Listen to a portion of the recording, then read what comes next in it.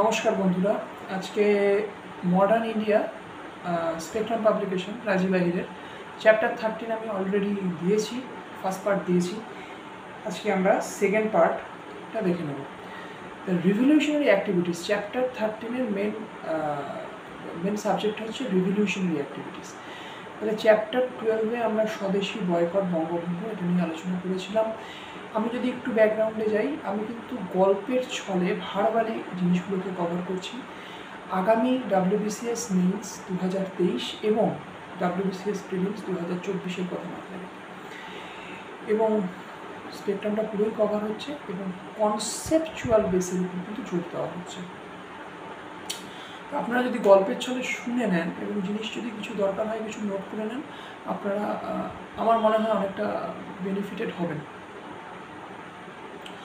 তাহলে আমরা পরপর পার্টে ভিডিওগুলো দিচ্ছি এবং পরপর পার্টগুলো আপনাদের দেখতে হবে, তাহলে আপনারা কিন্তু এই যে জিনিসটা একটা কন্টিনিউটি পাবেন এবং জিনিসটা খুব সহজেই বুঝতে পারবেন আশা করি। তাহলে চ্যাপ্টার 13-এর পার্ট 1-এ আমরা যেটা কভার করেছি, এর আগে চ্যাপ্টার 12-এ আমরা বঙ্গভঙ্গ স্বদেশী বয়কট কভার করেছি এবং দেখেছি, যদি একটু বলে নিই তাহলে দেখেছি যে কীভাবে মডারেটসদের প্রেয়ার পিটিশন প্রোটেস্ট থেকে বেরিয়ে এসে এক্সট্রিমিস্ট মিলিট্যান্ট ন্যাশনালিজম একটা শাখা আসলো। তারা কেন আসলো, কি তাদের ব্যাকগ্রাউন্ড ছিল, আগের ভিডিওগুলো এর জন্য একটু দেখতে হবে, এবং তারা কতটা সাকসেসফুল হলো, কেন তারা ভেঙে গেল। এই যে 19th সেঞ্চুরির যে লাস্ট ডিকেড থেকে তারা অরিজিন হলো, মানে তাদের অরিজিনেশনটা ঘটলো, এবং 20th সেঞ্চুরির ফার্স্ট ডিকেড আস্তে আস্তে তারা অনেকটা, আমি বলবো যে তারা অনেকটা অবিন্যস্ত হয়ে পড়লো। কেন, কীভাবে ব্রিটিশ সাপ্রেশন নেমে আসলো, দমনমূলক নীতিগুলো নেমে আসলো, বা ব্রিটিশ কী কী প্ল্যানিং প্লটিং করলো, কী কী ডিপ্লোম্যাটিক চাল চাললো, যার জন্য সুরাট স্প্লিট হলো, যার জন্য 1909-এ সেপারেট কমিউনাল ইলেকটোরেট নিয়ে আসা হলো। এগুলো ব্রিটিশের কী, এর পেছনে ব্রিটিশের কী উদ্দেশ্য ছিল, এই জিনিসগুলো আমাদের কাছে অনেক ক্লিয়ার হয়ে যাবে। চ্যাপ্টার 13 যেটা আমরা মেনলি ফোকাস করেছি রেভলিউশনারি অ্যাক্টিভিটিস। রেভলিউশনারি অ্যাক্টিভিটিস মানে বৈপ্লবিক কিছু কর্মকাণ্ড। তাহলে মিলিট্যান্ট ন্যাশনালিজম, যেটাকে আমরা একদিকে একটা সর্ট অফ এক্সট্রিমিজম বলতে পারি, সেটা তো আসলো, কিন্তু তার থেকেও একটা সেকশন চলে আসলো, সেটা নিয়ে আসলো এই রেভলিউশনারি অ্যাক্টিভিটিস বা বৈপ্লবিক চিন্তাধারা বা বৈপ্লবিক কর্মকাণ্ড। কেন আসলো, বলা হয়েছিল যে রাশিয়ান নিহিলিস্ট বা আইরিশ ন্যাশনালিস্ট, তাদের থেকে উদ্দীপনা পেয়ে তারা আসলো। তারা চাইলো খুব তাড়াতাড়ি, মানে প্রথম বিশ্বযুদ্ধের প্রাককালে, এর মাধ্যমে আমরা ব্রিটিশকে পরাভূত করতে পারব। তাদের মাথায় মাথায় কী প্ল্যান ছিল যে আমরা একটা আর্মড মিউটিনি করব, একটা গরিলা ফোর্সের মাধ্যমে আমরা একটা আর্মড মুভমেন্টের মাধ্যমে আমরা একটা রেসারেকশন করব, জায়গায় জায়গায় ব্রিটিশ বিপর্যস্ত হয়ে পড়বে। কেন একটা সময় যখন 1907-এর পর আমরা দেখতে পাচ্ছি 1908-এ বালগঙ্গাধর তিলক, তিনি কেশরী তার যে পত্রিকা, সেখানে লেখার জন্য তার ডিপোর্টেশন হয়ে যাচ্ছে মান্দালাল জেল 6 বছরের জন্য, একটা লং টাইম। যেখানে লালা রাজপথ রায় 1907-এ ডিপোর্টেড হচ্ছেন, অজিত সিং ডিপোর্টেড হয়ে যাচ্ছেন, যেখানে আলিপুর বোমা মামলার পরে বারীন্দ্র কুমার ঘোষ চলে যাচ্ছেন, উল্লাসকর দত্ত চলে যাচ্ছেন। 1909-এ আমরা এগুলোতে আসবো, নাসিক ষড়যন্ত্র মামলার পরে সাভারকার ডিপোর্টেড হয়ে যাচ্ছেন। তাহলে এরকম একটা সময় শুধু পড়ে থাকছেন যতীন্দ্রনাথ মুখার্জি বাংলা থেকে, রাসবিহারী বোস এবং আরও কিছু গাদার পার্টির কিছু, এবং তারা ভাবছেন যে আমাদের সোশ্যাল বেস অনেক কমে গেছে, আমাদের থেকে মডারেট আলাদা হয়ে গেছে 1907-এ, আমাদের লিডাররা আজকে অবিন্যস্ত, যারা এই সোশ্যাল বেসটাকে এক্সটেন্ড করতে পারত। এটা আমি আগের ভিডিওতেও বলেছি। এবং সেরকম একটা সময়ে তারা এই প্ল্যান পদ্ধতিটাকে কিন্তু বেছে নিচ্ছেন এবং তারা দেখছেন যে অন্যান্য দেশে এই প্ল্যানিংয়ের মাধ্যমে কিন্তু অনেক কান্ট্রি সাকসেস পাচ্ছে, এবং এই জায়গাটা থেকে কিন্তু তারা এই জিনিসটাকে চুজ করছেন।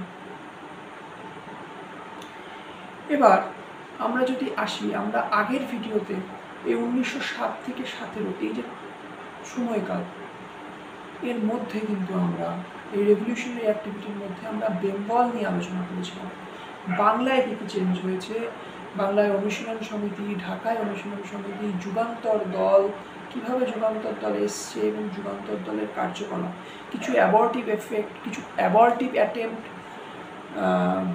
হত্যার, মানে তারা কিছু কিছু সাপ্রেসিভ বা যারা খুব নিন্দনীয় অফিসারকে হত্যার মাধ্যমে একটা মাস অ্যাওয়ারনেস জাগিয়ে দেওয়ার চেষ্টা করেছে। এবং এখান থেকেই মানে এই এক্সট্রিমিজমের থেকে যে পার্টটা আসলো, যেখানে আমরা মিলিট্যান্ট ন্যাশনালিজম দেখতে পাচ্ছি, আমরা যেখানে রেভলিউশনারি ন্যাশনালিজম দেখতে পাচ্ছি, বৈপ্লবিক কর্মকাণ্ড দেখতে পাচ্ছি, এখান থেকেই কিন্তু একটা চিন্তাধারা উঠেছিল যে ইন্ডিভিজুয়াল হিরোইজম, মানে নিজেকে স্যাক্রিফাইস করে যদি আমরা জনজাগরণ করাতে পারি, সেইটাও আমরা দেখতে পাচ্ছি। এবং যুগান্তর দলের কিছু সাকসেসফুল অ্যাটেম্প্ট, মানে কিছু অ্যাবর্টিভ অ্যাটেম্প্ট আমরা দেখেছি আগের ভিডিওতে। বাংলায় এই রেভলিউশনারি কর্মকাণ্ড দেখেছি, এবং যেখানে যতীন্দ্রমোহন মুখার্জির জীবনম্যান প্ল্যান বা জার্মান প্লট যেখানে শেষ হয়ে গেছে, সেই অবধি আমরা দেখেছি 1915 অবধি। এবার আমরা ঠিক ওই কন্টেম্পোরারি পিরিয়ডেই আমি বলেছিলাম যে আমরা পরের ভিডিওতে কভার করবো মহারাষ্ট্র, পাঞ্জাব এবং অ্যাব্রড অ্যাক্টিভিটিস। তাহলে প্রথমেই আসবে মহারাষ্ট্র। মহারাষ্ট্রতে কী কী হচ্ছে? মহারাষ্ট্রতে আমরা যদি একটু পেছনের দিকে চলে যাই, 1879 সালে, 1879 মানে 1900 শতকের শেষের দিকেই বলতে পারি। 1880 সালে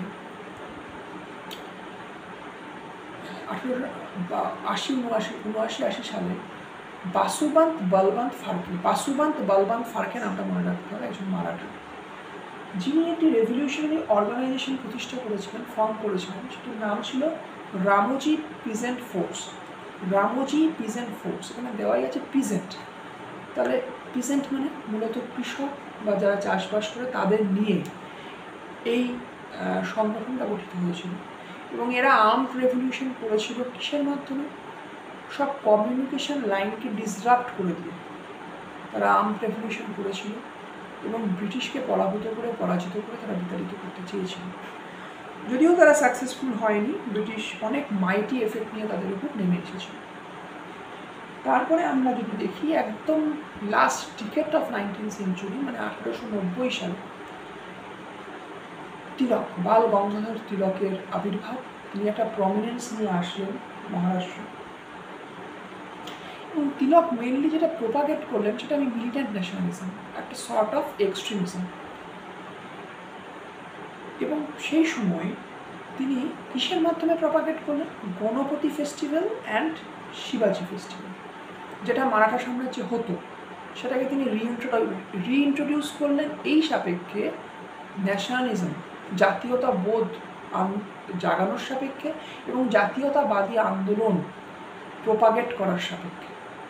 1893 সালে, আমি কিন্তু সালগুলো এবং নামগুলোও বলে যাচ্ছি যাতে আপনারা নোট করে নিন, এগুলো ফ্যাকচুয়াল কোশ্চেন আসবে। আর যেগুলো বলছি এগুলো আপনাদের, যদি আপনারা ঠিকমতো শুনেন, এটা আপনাদের একটা কনসেপচুয়াল বেস কিন্তু ফর্ম করা হবে।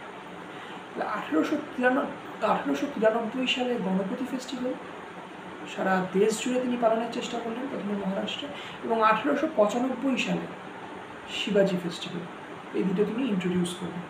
যদিও সেখানে একটা হিন্দুত্বের ছাপ পড়ে গেছিল এবং সেটা নিয়ে ক্রিটিসাইজও হয়েছিল যে লালা রাজপথ রায় হিন্দু ধর্মকে এমফেসিস করেছেন জাতীয়তাবাদী আন্দোলনের মধ্যে।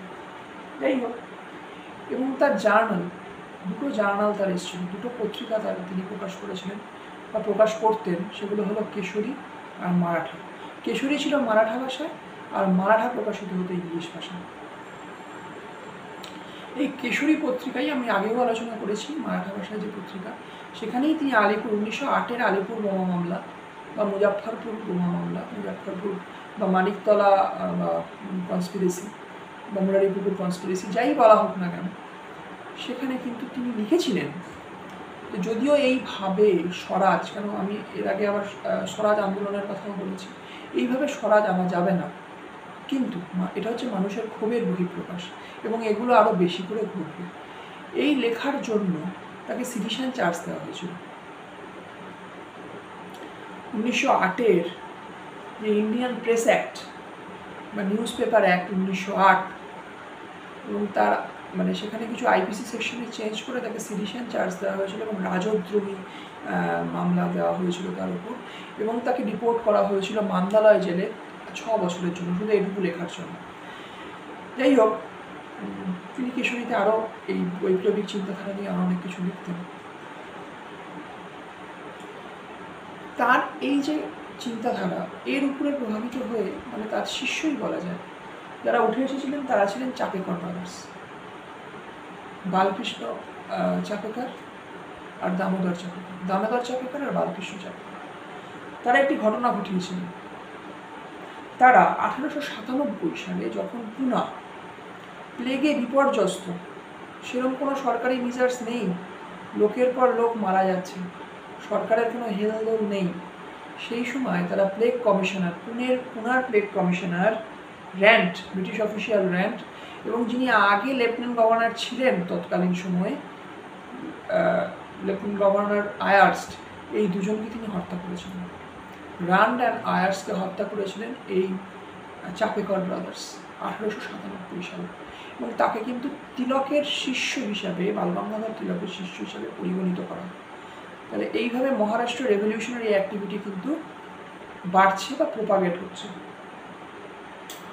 তারপর দেখা যায় সাভারকার ভ্রাতৃদ্বয়, তারা আপফ্রন্টে চলে আসেন, মানে ফ্রন্ট ফেসে চলে আসেন। তেনারা 1899 সালে একটি গুপ্ত সংস্থা, একটা সিক্রেট সোসাইটি প্রতিষ্ঠা করেন, মিত্র মেলা। এই যে সিক্রেট সোসাইটি, আমি যতীন্দ্রনাথ মুখার্জির ক্ষেত্রেও বলছি সিক্রেট সোসাইটি, আমি রাসবিহারী বসুর ক্ষেত্রে উল্লেখ করেছিলাম সিক্রেট সোসাইটি। এই সিক্রেট সোসাইটিটা কি? একটা গুপ্ত সংস্থা।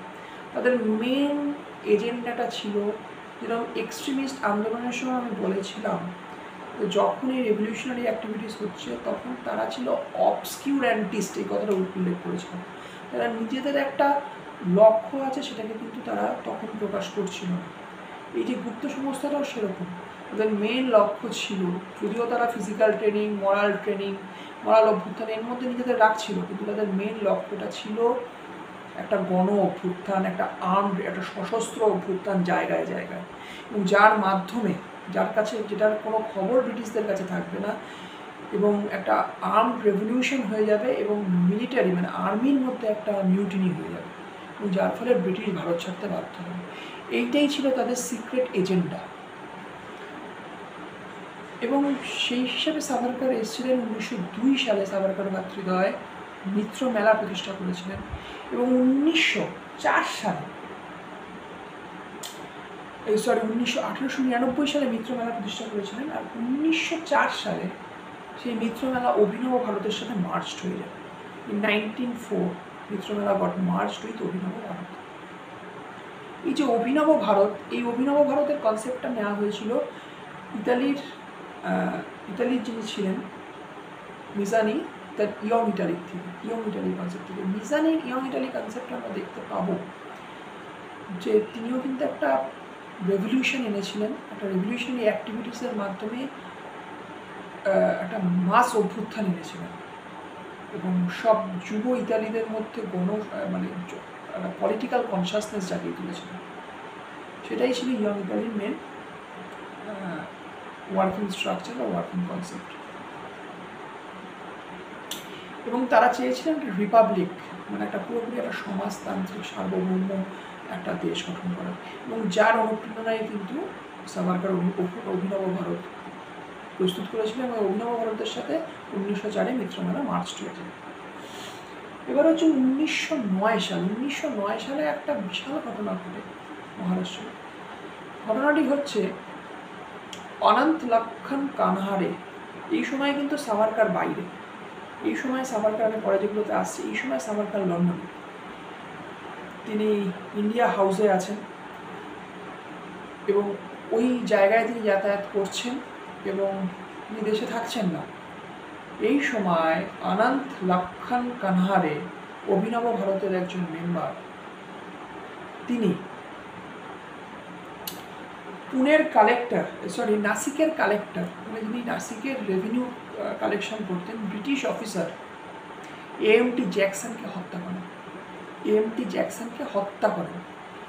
এরপরেই শুরু হয় নাসিক ষড়যন্ত্র মামলা, একটু আগে আমি যেটা বলছিলাম, এবং সবাইকে নিয়ে টানাহেঁচড়া করা হয়, এবং এটাই কিন্তু সেই বিখ্যাত নাসিক ষড়যন্ত্র মামলা। আগের ভিডিওতে আমি অলরেডি আলিপুর বোমা মামলা বা মুজাফফরপুর কেস বা মুরারিপুকুর মানিকতলা কনস্পিরেসি কেস সবগুলো একই, সেটা নিয়ে বলেছি 1908। তারপরে আমি দিল্লি কনস্পিরেসি কেস 1912-তে বলেছি, রাসবিহারী ঘোষ আর শচীন সান্যাল, কারা কারা এর মধ্যে ট্রায়াল হয়েছিল সেগুলোও মনে রাখতে হবে, কনভিক্টেড হয়েছিল এবং তাদের ফাঁসির আদেশ হয়েছিল, এই জন্য আগের ভিডিওটা দেখতে হবে। এগুলো কিন্তু একটা কেস, খুব গুরুত্বপূর্ণ কেস, পরীক্ষায় পার্টিকুলারলি এসব কেস থেকে প্রশ্ন আসে। এবং এরপরে আছে 1909 নাসিক ষড়যন্ত্র মামলা। এইবার সবাইকে নিয়ে টানাটানি চলে এবং দেখা যায় মহারাষ্ট্রের নাসিক, পুনা আর মহারাষ্ট্র এই তিনটে বোম ফ্যাক্টরিতে পরিণত হয়েছে। এবং সিক্রেট মিশন এইভাবে এগিয়েছে। এবং তখন ব্রিটিশ অফিসাররা বুঝতে পারেন এই যে এগুলো আসলে যে সমস্ত সামনে সংস্থা মিত্রমেলা অভিনব ভারত না, এদের একটা সিক্রেট এজেন্ডা আছে এবং তারা একটা আর্মড রেভলিউশন করতে চাইছে। এবং তখন থেকে তারা আরও বেশি জাগ্রত হয়, সজাগ হয়, এবং তখন থেকে তাদের সাথে যেটা অ্যাব্রোডের কানেকশান আছে সেটাও কিন্তু এস্টাবলিশড হয়ে পড়ে এই নাসিক ষড়যন্ত্র মামলা থেকে। সেই জিনিসগুলো থেকে আমি আরও একটু পরেই আসছি, খুব ধৈর্য নিয়ে শুনুন, ইন্টারেস্টিং গল্প। এই নাসিক ষড়যন্ত্র মামলায়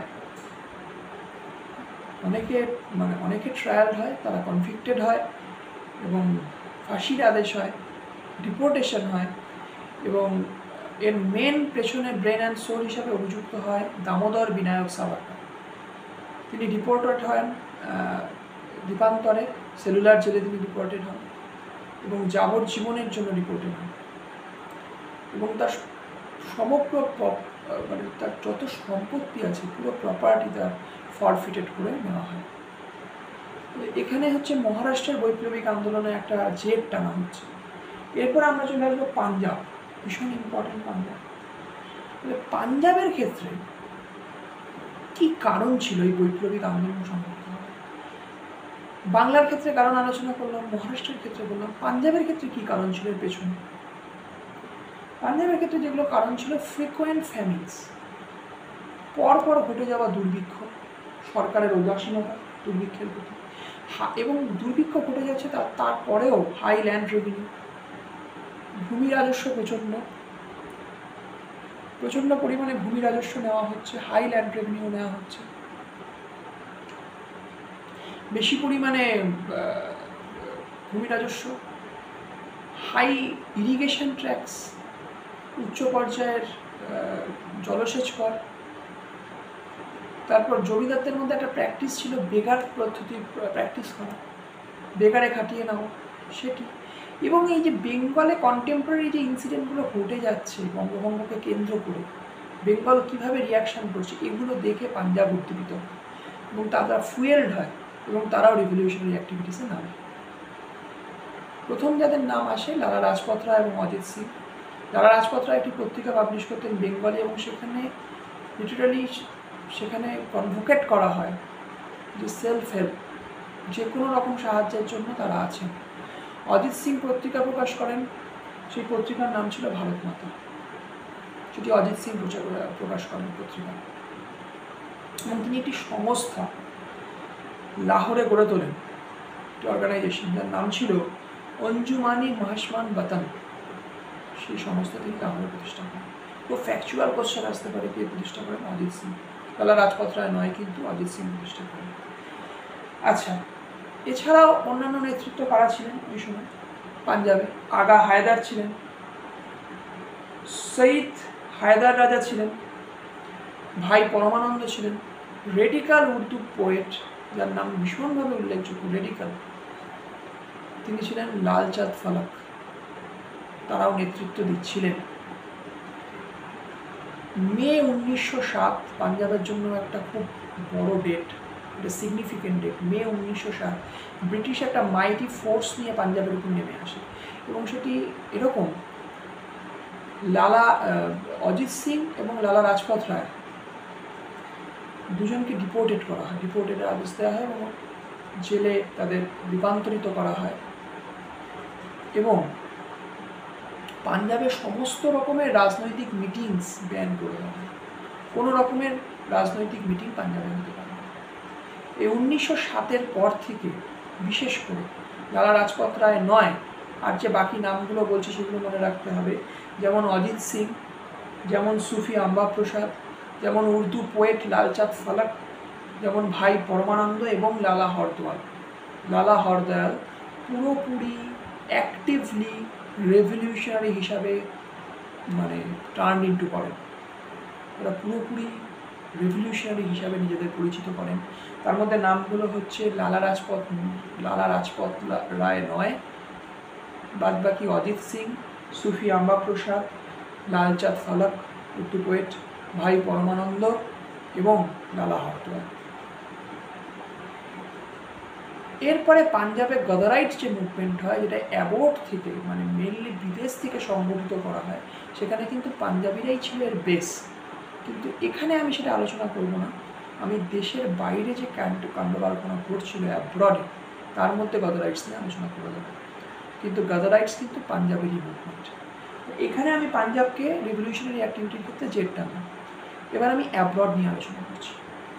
অ্যাব্রডের ক্ষেত্রে এবার দেশের কিছু বিপ্লবী কেন বিদেশে যাচ্ছেন, দেশের মাটি ছেড়ে বিদেশে তারা আস্তানা গাড়ছেন কেন, কী উদ্দেশ্যে, কী তাদের সুবিধা, এই রিজনটাকে বুঝতে হবে, এই কনসেপ্টটাকে বুঝতে হবে। তাদের সুবিধাগুলো এই যে তারা একটা সেফ শেল্টার পাবে, একটা নিরাপদ আশ্রয় পাবে বিদেশে। সেকেন্ড, যদি তারা একটা বিদেশে ভালো ঘাঁটি গাড়তে পারে এবং যদি এই ইংল্যান্ডের সাথে তাদের ভালো সম্পর্ক না থাকে বা থাকেও। সেকেন্ড হচ্ছে রিভলিউশনারি লিটারেচার, মানে এই যে বৈপ্লবিক যে পত্রপত্রিকাগুলো, এই যে লেখাগুলো, যেগুলো তারা বিভিন্ন রকম প্রেস অ্যাক্টের জন্য, বিভিন্ন রকম নিউজ পেপার অ্যাক্টের জন্য পাবলিশ করতে পারছেন না, সেগুলোকে তারা জনসমক্ষে আনতে পারবে এবং তারা মনে করেছিলেন এগুলো খুবই দরকার জনসমক্ষে আনা, এটা ব্রিটিশ আমাদের পাবলিশ করতে দিচ্ছে না। যেরকম আমি যদি একদম ব্যাকগ্রাউন্ড থেকে চলে যাই, যেমন ভার্নাকুলার প্রেস অ্যাক্ট 1878, তা তো প্রথম থেকেই চলে এসছে। 1878 আমি যদি লর্ড লিটনের সময় ফিরে যাই, তখনই কিন্তু মাতৃভাষা সংবাদপত্র আইন এনে মাতৃভাষার সংবাদপত্রের কণ্ঠরোধ করা হয়েছিল, যেখানে সুরেন্দ্রনাথ ব্যানার্জির বেঙ্গলি এনে তিনি কারাবরণ করেছিলেন।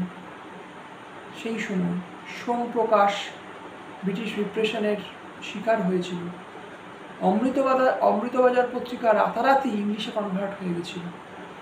এই যে জায়গাগুলো, এবং যেখানে ভার্নাকুলার প্রেস অ্যাক্টের মধ্যে ব্যাপারই ছিল যে মাতৃভাষায় যারা সংবাদ প্রকাশ করবে সেই পাবলিশারদের আলাদা টাকা দিতে হবে এবং যদি তারা ধরা পড়ে আলাদা জরিমানা দিতে হবে, এবং আরেকবার ধরা পড়লে তাদের পুরোপুরি তাদের যে মিল সেটাকে পুরো মানে কনফিসকেট করে দেওয়া হবে, তাদের পুরো পাবলিশিং হাউস বন্ধ করে দেওয়া হবে।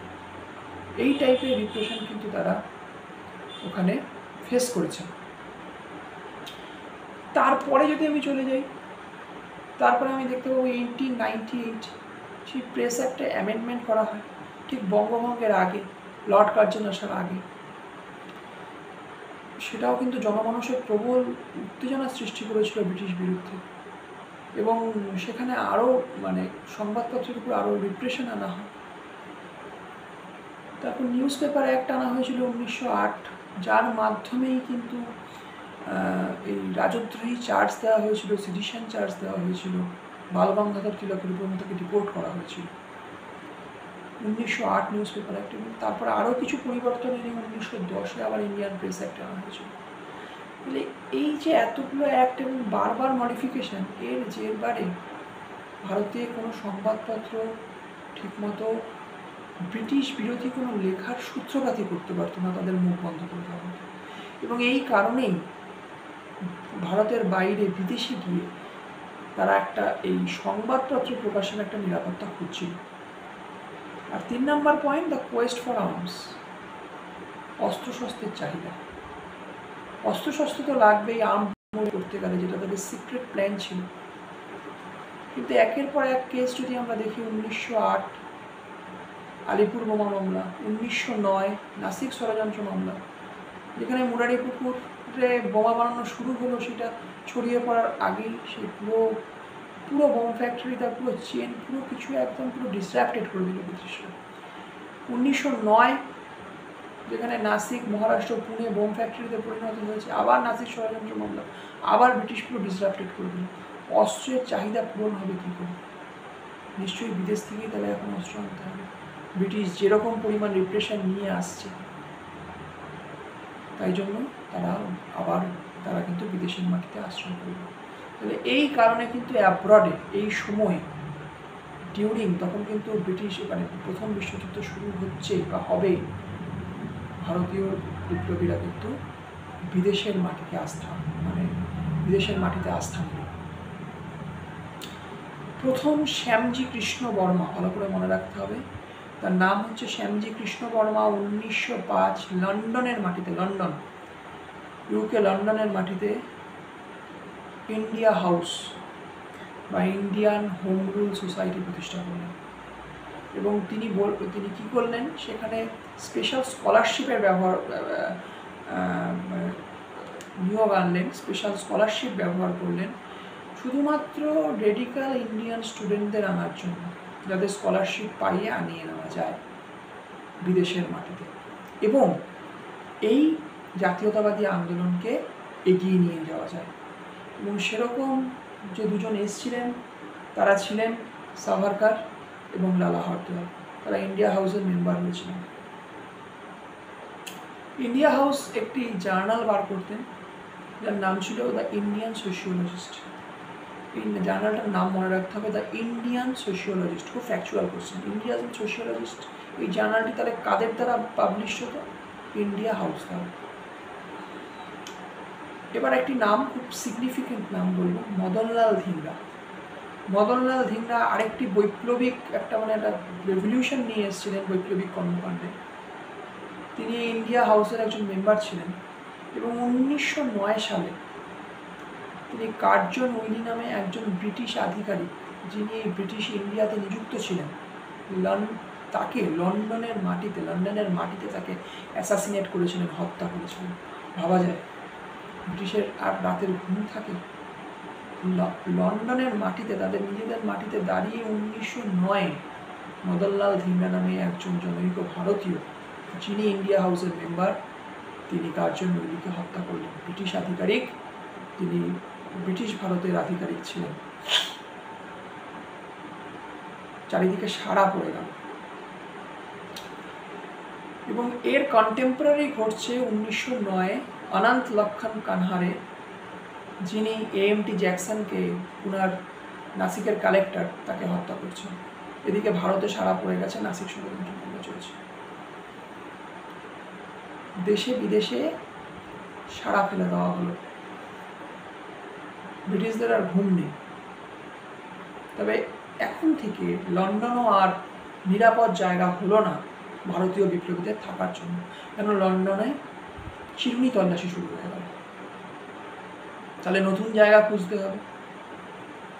নতুন জায়গা হিসাবে যারা উঠে আসলো, সেগুলো জায়গা হচ্ছে প্যারিস আর জেনিভা।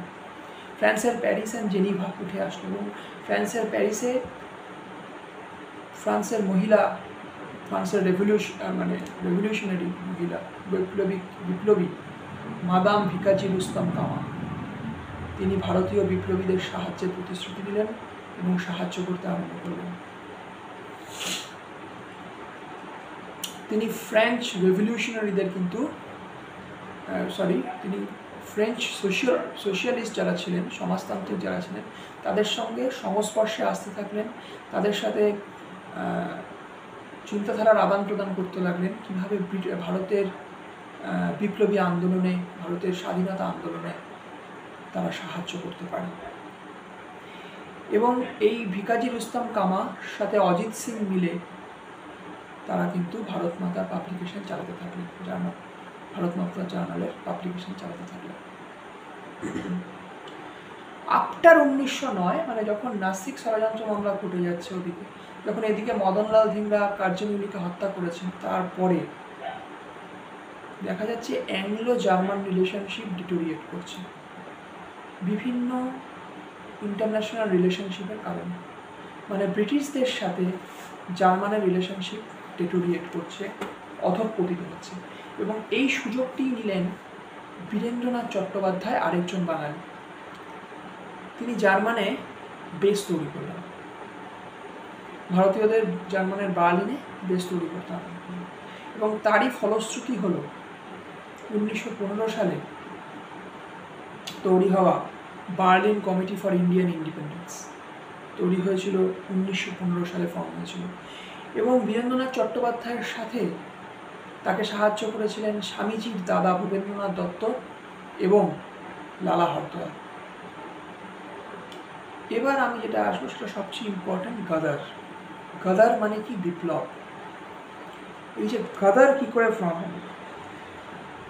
গাদার ফর্ম হচ্ছে, গাদার একটা রেভলিউশনারি গ্রুপ, একটা বৈপ্লবিক সংস্থা। এবং এটি মূলত প্রতিষ্ঠা পেয়েছিল একটি বৈপ্লবিক একটি সংবাদপত্র, তারও নাম ছিল গাদার। তার নামেই এই সংস্থার নাম রাখা হয়েছিল গাদার। এর হেডকোয়ার্টার ছিল সান ফ্রান্সিসকো, ইউএসএ, মানে অধুনা আমেরিকা, এবং ক্যানাডা, অধুনা ক্যানাডাতে এটা অপারেট করত। ইউএসএতে ছিল এর হেডকোয়ার্টার, সান ফ্রান্সিসকো। এর বেস কারা তৈরি করেছিল? এর বেস তৈরি করেছিল কিন্তু ইন্ডিয়ান পিজেন্টসরা এবং এক্স আর্মিরা। তারা মূলত মাইগ্রেটেড হয়েছিল পাঞ্জাব থেকে বেটার এমপ্লয়মেন্ট, ভালো চাকুরির খোঁজে। কারণ ব্রিটিশ ইন্ডিয়ায় চাকরি করে তাদের পোষাচ্ছিল না। তবে মূলত চাষিরা এবং এক্স আর্মিরা যারা মাইগ্রেটেড হয়েছিলেন পাঞ্জাব থেকে, তারাই ওখানে গিয়ে গাদার ফর্ম করেছিলেন। এবং গাদার কি তারা ফর্ম করেছিলেন? না, তারা একটা বেস ফর্ম করেছিলেন। এই গাদারের পেছনে, গাদার ফর্ম করার পেছনে কিছু প্রি গাদারাইটসের নাম আছে। কোশ্চেন দিতে পারে, প্রি গাদারাইটস। গাদার ফর্ম হওয়ার আগে কারাই গাদার ফর্ম করতে সাহায্য করেছিলেন? তাদের নাম হচ্ছে রামদাস পুরী বিপ্লবী, তারকনাথ দাস, বাংলার তারকনাথ দাস বাঙালি। ভীষণ সিগনিফিক্যান্ট রোল তারকনাথ দাসের এই গাদার ফর্ম হওয়ার জন্য। তারপর সোহান সিং ভাকনা এবং লালা হরদয়াল, এরা 1911 সাল থেকে ওখানে ছিলেন এবং গাদার ফর্ম করতে সাহায্য করেছিলেন। আর এর পেছনের মুভিং স্পিরিট কারা ছিলেন, যারা এই আন্দোলনকে চালিয়ে নিয়ে যাচ্ছিলেন? তারা ছিলেন লালা হরদয়াল, ভগবান সিং, কর্তার সিং সারাওয়া, বরখাতুল্লাহ, ভাই পরমানন্দ এবং রাসবিহারী বোস। এবার আমরা আসবো একটি ইনসিডেন্ট, কামাগাতা মারু ইনসিডেন্ট। কামাগাতা মারু একটি জাহাজের নাম। কামাগাতা মারু একটি জাহাজের নাম, আপনারা যেটি শুনেছেন। এই জাহাজটি তখন সিঙ্গাপুর থেকে ভ্যাঙ্কুভারের উদ্দেশ্যে যাচ্ছিল। ভ্যাঙ্কুভার কোথায়? কানাডা। কানাডায় কারা অপারেট করছে? গাদার। সিঙ্গাপুর থেকে যাচ্ছিল ভ্যাঙ্কুভারের উদ্দেশ্যে। সিঙ্গাপুর থেকে কারা উঠেছিল? সেখানে ছিল মেনলি পাঞ্জাবের কিছু মুসলিম আর শিখ কমিউনিটি, মানে যারা ভারতীয়, তারা উঠেছিল ভ্যাঙ্কুভার যাওয়ার উদ্দেশ্যে। ব্রিটিশের কাছে খবর ছিল যে তারা গাদার দলের সদস্য, কিন্তু সেখানে মহিলা ছিল, শিশুরা ছিল। তারা ইনফর্ম করে কানাডা গভর্নমেন্টকে, এবং কানাডা গভর্নমেন্ট তাদেরকে ওখানে শিপকে অ্যাঙ্কার্ড হতে দেয় না, রিফিউজ করে। কামাগাতা মারুকে রিফিউজড করে লিটারেলি। শিপ অ্যাঙ্কার্ড হতে পারে না। কামাগাতা মারু 2 মাস ওই সমুদ্রে থাকে, লোকে খাবার পায় না, কিছু পায় না। সেই অবস্থায় লাস্টে তারা এসে কলকাতা পোর্টে এসে অ্যাঙ্কার্ড হয় 1914 সেপ্টেম্বর, প্রথম বিশ্বযুদ্ধের সময়। তখন তারা পাঞ্জাবগামী ট্রেনে উঠতে চায়, সেই ট্রেনে উঠতে তাদের রিফিউজড করা হয় বাই ব্রিটিশ পুলিশ। একটা সংঘর্ষ বাদে স্বভাবতই তাদের ধৈর্যের বাঁধ ভেঙে যায়, এবং সেই সংঘর্ষে ব্রিটিশ পুলিশের নিষ্ঠুরতায়, অবিবেচকের মতো গুলি চালনায় 22 জন মারা যায় এবং অনেকজন লোক নিহত হয়। স্বভাবতই গাদার পার্টি কিন্তু এটিকে প্রচণ্ড সিরিয়াস ইস্যু হিসাবে নেয়। কর্তার সিং সারাওয়া এবং আরও কিছু লোক কিন্তু ভারতে আসেন, এবং তখন ইউপি, দিল্লি এই প্রভিন্সে যিনি অপারেট করছেন রাসবিহারী বোস এবং সচিন সান্যাল, যেটা আমি আগের ভিডিওতেও বলেছি, তাদের সাথে কন্ট্যাক্ট করেন এবং একটি ডেট ফিক্স করেন ফেব্রুয়ারি 21, 1915, এবং ফিক্স হয় ফিরোজপুর, রাওয়ালপিন্ডি, লাহোর এরকম কিছু সৈন্য অস্ত্রাগার এবং সৈন্যগারে, যেগুলো ব্রিটিশ ভারতের অন্তর্ভুক্ত, সেই সব জায়গায় আর্মড রেভলিউশন করা হবে সবার অজান্তে। হঠাৎ করে একদিন সৈন্য অভ্যুত্থান করা হবে, সশস্ত্র অভ্যুত্থান হবে, এবং সেই ডেটটা ফিক্স হয় ফেব্রুয়ারি 21, 1915। কিন্তু ট্রিচারির কারণে ভেতর থেকে জানিয়ে দেওয়ার জন্য, যেটা আগেও হয়েছে, জিমারম্যান প্ল্যানের ক্ষেত্রেও হয়েছে, এবং এটা কিন্তু সেই জার্মান প্ল্যান বা জিমারম্যান প্ল্যানই চলছে, যেখানে গাদারও কিন্তু আছে। সেই আর্মড রেভলিউশন, সেই মিউটিনি ইন আর্মি, সেই কনসেপ্ট বেস করেই চলছে, কিন্তু এই প্ল্যানও কিন্তু ফেল করে। প্রচুর ধরপাকড় চলে, 43-44 জনকে ফাঁসির আদেশ দেওয়া হয় উইদাউট ট্রায়াল। এবং এই আরেকটি সিগনিফিকেন্ট ইস্যু হচ্ছে Indian defence act, Indian defence regulation IDR 1915 introduce করা হয়, এবং সেখানে উইদাউট ট্রায়াল কনভিকশনের অধিকার দেওয়া হয়। উইদাউট ট্রায়াল অনেককে ফাঁসির আদেশ দেওয়া হয়, ডিপোর্টেড করা হয়, প্রচুর নেতাকে ফাঁসি দেওয়া হয়, গাদার পার্টি পুরো ভেঙে দেওয়া হয়, ছিন্ন বিচ্ছিন্ন করে দেওয়া হয়, আর্মির মধ্যে প্রচুর কোর্ট মার্শাল নিয়োগ করা হয়, পুরো জিনিসটাকে ডিসরাপ্টেড করে দেওয়ার চেষ্টা হয় ব্রিটিশদের মাধ্যমে। এবং এই সময় রাসবিহারী বোস কিন্তু জাপানে পালিয়ে যান আন্ডার ডিসগাইজ ছদ্মবেশে 1915, এবং তার পরবর্তী জীবন জাপান থেকে তিনি মনিটর করেন ভারতের জাতীয়তাবাদী আন্দোলন। শচীন সেনরা ধরা পড়েন এবং তাকে ফাঁসি দেওয়া হয়। এইভাবে কিন্তু গাদার মুভমেন্টটা কিন্তু শেষ হয়ে যায়, গাদার মুভমেন্টের পরিসমাপ্তি। তাহলে এই যে গাদার মুভমেন্টের কি ইম্প্যাক্ট ঘটেছিল যদি বলি, তাহলে বলা যায় যে একটা খুব তাড়াতাড়ি একটা ইম্প্যাক্ট বলতে, সিঙ্গাপুরের কিছু রেজিমেন্টে, কিছু মুসলিম আর শিখ রেজিমেন্টে ভারতীয়দের নেতৃত্বে কিছু মিউটিনি বা বিদ্রোহ সংগঠিত হয়েছিল। এটি একটা খুবই সিগনিফিকেন্ট ইস্যু ছিল, একটা সিগনিফিকেন্ট ইনসিডেন্ট ছিল। আর গাদার মুভমেন্ট ভেঙে গেল কেন? গাদার মুভমেন্ট ভেঙে গেল, গাদার যেভাবে এসেছিল সেভাবে ক্যারি আউট করতে পারলো না। তার কারণ হচ্ছে লিডারলেস হয়ে পড়া, অসম্ভব রিপ্রেসিভ অ্যাকশন ব্রিটিশদের তরফ থেকে তাদের উপর নেমে আসা। আস্তে আস্তে পলিটিক্যাল বেসগুলো, বিদেশের যে পলিটিক্যাল বেসগুলো ছিল সেগুলো আস্তে আস্তে নষ্ট হয়ে যাওয়া। তারপর সর্বাগ্রে দ্বিতীয় বিশ্বযুদ্ধের পরে ইন্ডিয়ান ডিফেন্স অ্যাক্ট, এতে অনেক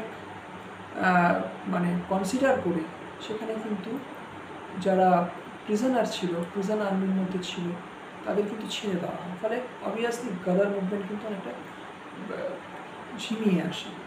গাদারের একটা ইস্যু ছিল এটা। আর থার্ড হচ্ছে আরও যে রিজনের মধ্যে একটা প্রাইম রিজন হচ্ছে কি, গান্ধীজি কিন্তু এখন সিনারিওতে চলে আসেন এবং তার নন ভায়োলেন্ট পদ্ধতি, নন কোঅপারেশন পদ্ধতি, অহিংস অসহযোগ আন্দোলনের মাধ্যমে তিনি যে একটা নতুন আশা বা উদ্দীপনার সঞ্চার করেন, সেটিও কিন্তু গাদারের মুভমেন্টসকে অনেকাংশে লক্ষ্য করে দেয়। এখানেই আমরা চ্যাপ্টার 3 স্পেকট্রামের শেষ করলাম, পার্ট 2। দেখা হচ্ছে নেক্সট ভিডিওতে। Thank you.